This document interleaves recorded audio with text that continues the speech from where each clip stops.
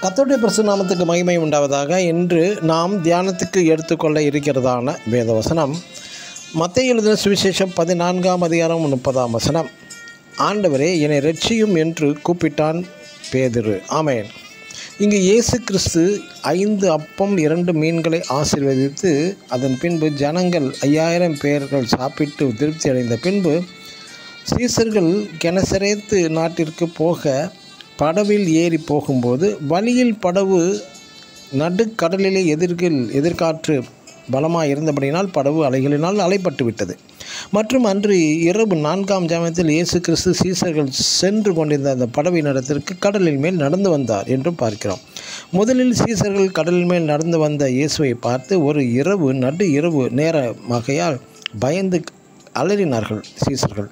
அதன் பின்பு இயேசுவை அறிகிறார் என்று அறிந்ததும் பேதுரு மட்டும் படவிலிருந்து குதித்து இயேசுவை பார்த்தபடியே தண்ணீரின் மேல் நடந்து, இயேசு நடந்தது போலவே பேதுருவும் தண்ணீரின் மேல் நடந்தான். ஆனாலும் காற்றும் அலையும் பலமாக இருந்ததை கண்ட நிமிடத்திலே கடலுக்குள் அமிழ்ந்து பேதுரு போகத் துவங்கினான் என்று பார்க்கிறோம்.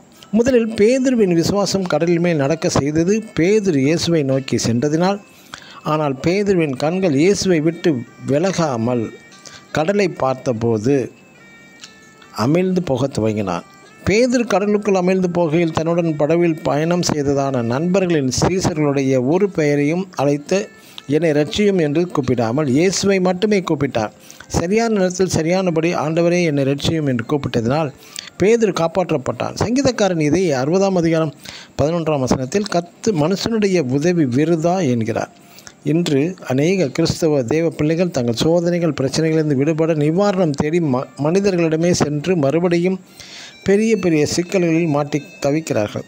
நீங்கள் பேதுரு போல கர்த்தராகிய இயேசு கிறிஸ்துவை மட்டும் நோக்கி பார்ப்பீர்களாக. நீங்கள் இந்த உலக பிரச்சனைகளையும் சோதனைகளையும் பார்த்து நடக்க வேண்டாம். குறிப்பாக மனித உதவிகளையும் கூட நாடி செல்ல வேண்டாம், எதிர்பார்க்கவும் வேண்டாம். கர்த்தரையே நோக்கி பாருங்கள், அவரையே நோக்கி கூப்பிடுங்கள். உடனே விடுதலையும் சந்தோஷமும் தெய்வீக சமாதானமும் உங்களுக்கு கிடைக்கும். ஆமென். God bless you.